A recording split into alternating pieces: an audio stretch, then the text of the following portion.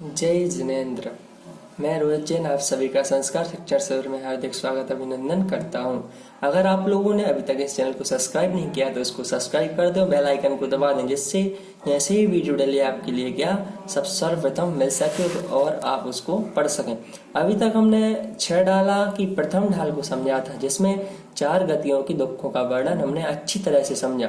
अब जो 4 गति हैं उनके दुखों के कारण क्या हैं, उनके लिए हम अच्छे से आज समझेंगे कि उनमें कारण कैसे होते हैं, कैसे हमारे लिए गति मिलती है, कैसे हम उन दुखों को क्या प्राप्त करते हैं।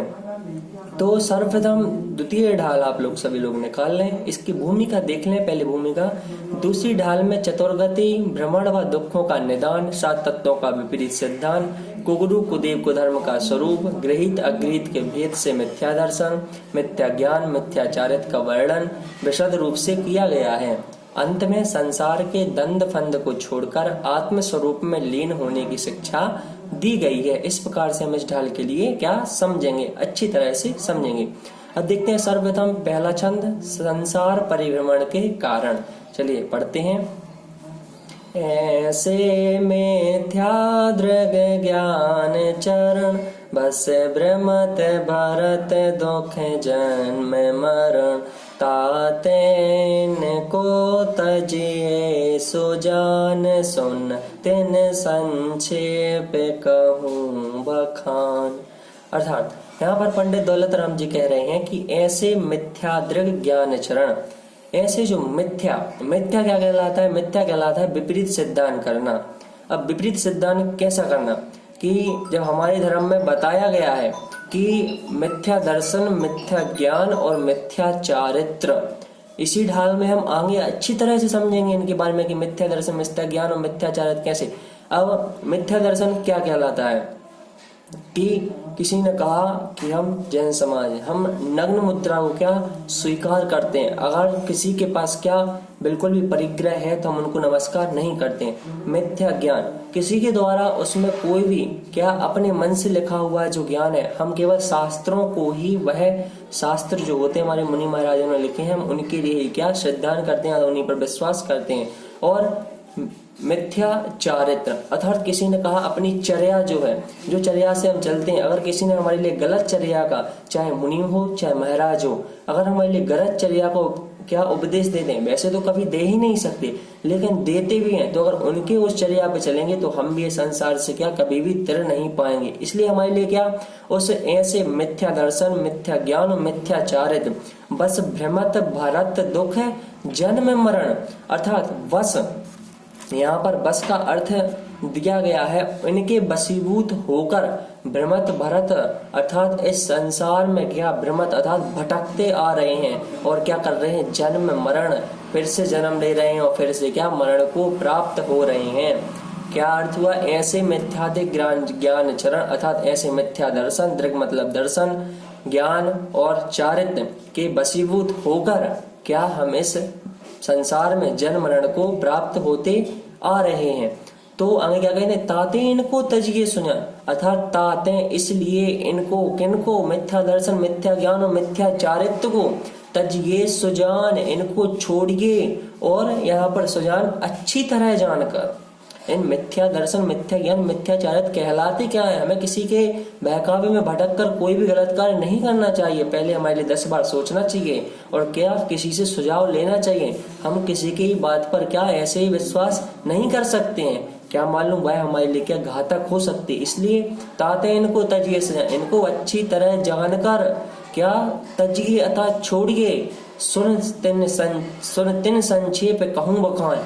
अब अर्थात मैं पंडित दौलत राम जी स्वयं कह रहे हैं, अब मैंने अच्छे से क्या संक्षेप में अर्थात अच्छे से, संक्षेप मतलब संक्षेप में, बखान अर्थात वर्णन, कहूँ सुन कहता हूँ, जिसके लिए आप क्या सुनिए, अच्छी तरह से सुनिए। इस प्रकार से हमने इसका देखा, लेकिन एक बार अर्थ देख लें। यह जीव मिथ्या दर्शन, मिथ्या ज्ञान, मिथ्या चारित्र के बसीभूत होकर चारों गतियों में भ्रमण करता रहता है और जन्म मरण के दुख को भोगता रहता है। इसलिए इन मिथ्या दर्शन, मिथ्या ज्ञान और मिथ्या चारित्र को अच्छी तरह जानकर छोड़ देना चाहिए। इन तीनों का मैं दौलत राम जी स्वयं बोल रहे हैं, संक्षेप में क्या वर्णन करता हूँ। अब उसे आप लोग क्या अच्छी तरह सुनिए और उसके लिए क्या अपने शरीर से, अपनी आत्मा से क्या उन सब मिथ्या दर्शनों को क्या निकाल दीजिए। अब देखते हैं हम अगृहीत मिथ्या दर्शन और जीव तत्व का स्वरूप क्या कहलाता है, उसके लिए हम अच्छे से समझेंगे। चलिए दूसरा छंद देखते हैं। जीवादि प्रयोजन भूत तत्व सरते तेन माहि विपर्ययत्व चेतन को है उपयोग रूप बिन मूरत चिन्ह मूरत अनूप। अब यहाँ पे देखा है हमने कि जीवादि प्रयोजन भूत तत्व, जीवादि अर्थात 7 तत्व, जीव, अजीव, आश्रव, बंध, संबर, निर्जरा, मोक्ष। मोक्ष के कारण क्या क्या है? मोक्ष के कारण है संबर और निर्जरा। और जीवादि प्रयोजन भूत तत्व अर्थात जीव, अजीव, आश्रव, बंध, संबर, निर्जरा और मोक्ष प्रयोजन भूत मतलब के क्या? तत्व अर्थात तत्व हैं। यह सारे के सारे तत्व एक दूसरे से क्या मिलते जुलते नहीं, सबका कार्य अलग अलग है। जो तत्व है यह क्या अलग अलग है, लेकिन हमारे लिए सब मतलब है। लेकिन हमें इन्हें समझने की, जीव तो हम स्वयं हैं, लेकिन हमारे लिए क्या अच्छे से उसके लिए क्या समझना चाहिए उन जीव को। कैसे? सरधे तेन माहि विपर्ययत्व, सरधे अर्थात सिद्धांत करना, तिन माही उनमें, विपर्यत्व अर्थात उल्टा सिद्धांत करना। यहाँ पे क्या कर दिया कि जो जीवादि प्रयोजन आदि भूत 7 तत्व हैं क्या सब मतलब के हैं, और उनमें अर्थात मतलब के कैसे? हमारे खुद के मतलब के, हमारे जानने योग्य हैं वह सभी के सभी क्या कहलाते हैं। जैसे एक उदाहरण के माध्यम से समझते हैं। यह एक क्या कमरा है, यह हो गया क्या अजीब। अब मैं इसमें हूं, मैं हो गया क्या जीव, जीव अजीब आश्रव। अब इस कमरे में क्या और लोग बाग आते जा रहे हैं, तो क्या कर्मों का आश्रव हो रहा है अर्थात और आते जा रहे हैं। आश्रव बंध, अब बंध क्या? अब गेट हमने क्या अच्छी तरह से वह बंद कर दिया। अब संबर, अब उसमें ना तो कर्म आ रहे हैं ना जा रहे हैं। अब जीव अजीब आश्रव बंद तक हो गया, हमने बंद तक गेट बंद कर दिए। अब संबर, अब संबर एक एक करके क्या हो रहा है, एक एक करके एक एक व्यक्ति इस कमरे से क्या निकलता जा रहा है। संबर के बाद निर्जरा, और जब सारे व्यक्ति इस कमरे से निकल जाएंगे फिर क्या हो जाएगा? मोक्ष।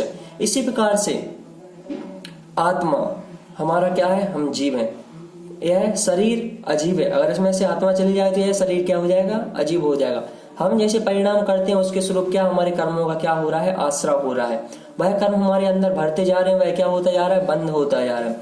अब संवर क्या? हम एक एक करके उन कर्मों को क्या निकालते जा रहे हैं, और जब सब जो हमारे कर्म है उनकी निर्जरा हो जाएगी तो हमारे लिए क्या है? मोक्ष प्राप्त हो जाएगा। इस प्रकार से हमारे लिए ऐसा अगृहीत मिथ्या दर्शन को अच्छी तरह ये समझना है कि जो जीवादि 7 तत्व है वह हमारे मतलब के, हमारे जानने योग्य हैं। सरने तेन माहि विपर्ययत्व, और जो व्यक्ति उन पर क्या उल्टा सिद्धांत करता है वह क्या है? अगृहीत मिथ्या दर्शन कहलाता है। चेतन को है उपयोग रूप बिन मूरत चिन्ह मूरत अनु, चेतन को अर्थात अपनी स्वयं की आत्मा को क्या उपयोग रूप देखना, जानना या दर्शन करना, रूप अर्थात उसका स्वरूप है। आत्मा का स्वरूप क्या है? जीव का स्वरूप क्या है? ज्ञान दर्शन, अर्थात हम ज्ञान करते हैं, किसी चीज को देखते हैं तो हमारे लिए थोड़ा सा ज्ञान होता है, और हम समझते हैं दर्शन के माध्यम से हमारे लिए क्या ज्ञान होता है। और हमने देखा भी है, अभी छेड़ाला में पढ़ेंगे कि दर्शन के बिना ज्ञान नहीं हो सकता है। और हम आगे देखें, बिन मूरत चिन्ह मूरत अनूप, बिन मूर्ति अर्थात अमूर्तिक, चिन्ह मूर्ति चैतन्यमय और अनूप उपमा रहित। कैसे? इसके लिए हम अच्छे से देखते हैं कि चेतन का जो स्वरूप है, जो उसका कार्य है क्या है? ज्ञान दर्शन है। और बिन मूरत चिन्ह मूरत अनूप, और जो अमूर्तिक है चैतन्यमय अनूप अर्थात उपमा रहित है। कैसे उपमा रहित है? जो अमूर्तिक है, जो इन सबको नहीं मानता है, अर्थात वह क्या ज्ञान दर्शन नहीं है तो वह क्या कहलाएगा? अजीब कहलाएगा। और चैतन्यमय स्वरूप है जिनका होता है, और अमूर्तिक अर्थात वह हमारे लिए दिखते नहीं है, अनूप अर्थात उपमा रहित, वह कैसे होता है? चैतन्यमय स्वरूप होता है। एक बार हम अर्थ देख लें और फिर से इसका एक बार हम अर्थ आपके लिए बताएंगे कि जीवादि 7 तत्व अपने लिए सारभूत हैं, उनमें यह जीव अनादि काल से विपरीत सिद्धांत करता आ रहा है। यही अगृहीत मिथ्या दर्शन है। वास्तव में चेतन या आत्मा का स्वरूप देखना जानना है और वह अमूर्तिक चैतन्य रूप और उपमा रहित है। कैसे? जो हमने देखा कि आत्मा वह क्या चैतन्य रूप है, उसमें ज्ञान दर्शन की शक्ति तो है। देखा था ना कि चेतन का उपयोग रूप बिन मूर्त चिन्ह मूर्त अनुप। जो आत्मा है वह क्या अमूर्तक है, हमारे लिए क्या दिख नहीं सकती, लेकिन जो हम जान रहे हैं देख रहे हैं वह क्या अपनी आत्मा के द्वारा ही देख रहे हैं। और वह क्या है उपमा से रहित है, हम उसकी क्या किसी से उपमा नहीं कर सकते। इसलिए यह आत्मा है, बोलते हैं कि यह दिखती क्यों नहीं है, वह नहीं दे सकती क्योंकि वह चैतन्य स्वरूप है और अमूर्तक है, उसके लिए हम कभी भी नहीं दे सकते। क्या हम ऐसे ही बैठे बैठे क्या अपना अंदर की जो हमारी किडनी वगैरह है उनके लिए देख सकते हैं क्या किसकी किडनी कैसी है? नहीं देख सकते, वो केवल डॉक्टर ही देख सकता है। लेकिन जो आत्मा है उसको कोई भी नहीं देख सकता स्वयं खड़े होकर ना। अब आप कह सकते हैं कि आपने डॉक्टर का उदाहरण दिया तो वह केवल आपके समझाने के लिए दिया है कि वह आत्मा का स्वरूप क्या अमूर्तक है और चैतन्यमय है और क्या उपमा से रहते, उसकी उपमा किसी से भी नहीं की जा सकती है। जो सिद्ध परमेष्टि का आकार रहता है वह कैसा रहता है? अमूर्तक वह भी रहता है। उनका कोई वैसे ऐसा नहीं है कि अभी तो सिद्ध परमेष्टि की जो मूर्ति रहती है वह केवल बताने के लिए रहते हैं, लेकिन बीच बीच में क्या पूरा खाली रहता है, अर्थात उनका कोई आकार नहीं होता है। जो सिद्धालय है वहां पर अनंत जीव क्या मोक्ष मार्ग सिद्ध जीव हैं। इतनी सी जगह में करोड़ों क्या अरबों और अनंत जीव वहां पर मोक्ष मार्ग सिद्ध जीव अर्थात वहां पर विराजमान है और अपनी क्या ज्ञान दर्शन में सब में अच्छी तरह से लीन है। इस प्रकार से आज हमने संसार में परिभ्रमण के कारण देखे और अगृहीत मिथ्या दर्शन और जीव का तत्व का स्वरूप देखा। अब हम देखेंगे, कल देखेंगे जीव तत्व का विपरीत सिद्धांत। मैं आशा करता हूँ आप सभी के लिए अच्छी तरह से समझ में आ चुकी होगी, लेकिन अभी तक समझ में नहीं भी आया है तो आप अपनी जिज्ञासा कमेंट के माध्यम से करें, हम आपका आंसर उत्तर आपके लिए उसी में दे देंगे। आप सभी के लिए पुनः जय जिनेंद्र।